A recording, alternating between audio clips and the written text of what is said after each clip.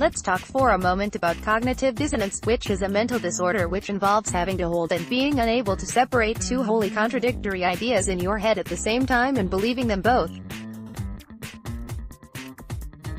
There's a lot of it going around today.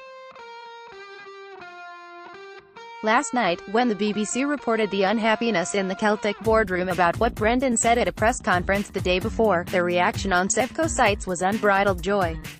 They see cracks in the Celtic superstructure. They see trouble forming, and they believe that they will be the ultimate beneficiaries of that trouble. They are completely wrong, as per usual. Because there is no crack in the Celtic superstructure. There might be a split opening up between the management and those who sit on the board, but Sevconites would be absolutely nuts to think that was the same thing. Celtic is fundamentally sound, that is what these morons have failed to grasp time and time again. When Ronnie Deila fell in the aftermath of the Scottish Cup semi-final of 2016, Sevco fans were delirious. They were on the way back, and Celtic was in decline. Look back over the records, they genuinely believed it, and so did their media acolytes. The last 2 years obliterated all their delusions about somehow overtaking us. The problems at Celtic then, and those which seem to be troubling us now, were not a matter of weakness, they were a matter of will. Our club drifted off to sleep, but once awakened and in gear it proved unstoppable. If the club is dozing again, it only needs to be shaken into wakefulness once more and we will motor off into the distance and leave their pitiful club in the dust. Let me put it this way, if the worst possible scenario came to pass at Celtic Park, the worst possible scenario, not the delusional wet dream of a Yahoo support which believes, as their chairman said, that we're one bad year from total collapse, it would make exactly zero difference to the balance of power in Scottish football. That's the reality here. Say worst comes to worst. Say we go out of the Champions League next week. Say, in fact, that we go out of Europe entirely in 3 weeks' time. Say that forced Brendan to a confrontation with the board and he decided to leave, scorching the earth behind him. What would happen next? Celtic fans would be furious, yes, but our club would be forced towards dramatic changes. Some would be in the boardroom. We would regroup. We would analyze the situation. In the meantime, our interim manager would still have the strongest squad in the league with which to work. The players would still be driven to want success, perhaps even more so knowing a new manager would soon be at the helm. We would still be sitting on a surplus somewhere north of £15 million in the bank. We would still have a half-dozen saleable assets who could fetch transfer fees in excess of £10 million apiece. We would still be the champions, still able to depend on the name of Celtic to attract players. We would be a good draw for any number of good managerial candidates. Don't suppose that the circumstances of Brendan's departure would change that. Fundamentals are what count. Celtics remain strong. Understand this, it is not that our club is unable to spend money, it's that it has gambled on not needing to. Do not mistake that for weakness. Stupidity is not weakness. Lack of vision does not hinder the potential of Celtic. Lack of resources would, but that's not an issue here.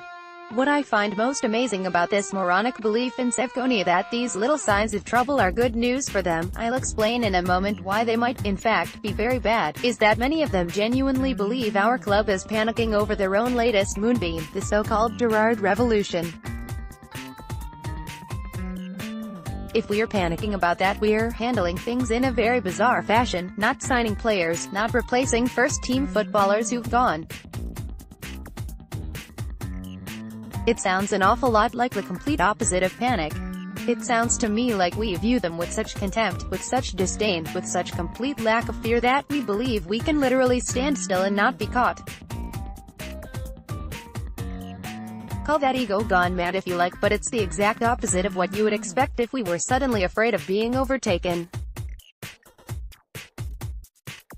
The bare fact of it is that Celtic barely considers Sevco worthy of consideration. Brendan was certainly not thinking of them when he sat at that press conference the other day and outlined his concerns over the club's failure to close deals. He had his eyes on Europe and the bigger stage of the Champions League. He is not looking over his shoulder on the home front. He knows the squad we have will be more than enough to take care of business here. Brendan has had this out with them. They have expressed their displeasure at the way he's done it. Providing there is still mutual respect and trust all round, this is nothing that cannot be resolved, and one would suspect that it will be resolved in a way that satisfies the manager's ambitions as well as the board's sense of what's right for the club. And as a consequence, it is not difficult to conceive of circumstances where this has a positive impact. We may well be headed for Europa League group stage football this season, and if so, I trust that a valuable lesson has been learned by all at Celtic Park and that the same mistake, the same colossal mistake, will not be repeated. But for this to be resolved, Brendan has to get in some of the players he wants, which means that the club is going to have to bite the bullet and go out and bring him in some signings. If that happens, we'll move past this in short order. If that happens, Sevco's confidence in our imminent collapse will go like piss down a trouser leg. At the end of this morning's article, one wrote that, "These things can be positive for a club because they clear the air and clarify people's positions and respective roles." In other words, this might not prove to be catastrophic as much as galvanizing. There has been a feeling of slow, steady drift all summer long. Sometimes an argument, even a public one, is just the jolt, and provides just the impetus a relationship needs for those in it to refocus, to rediscover the passion, to put things right and to move on better than before.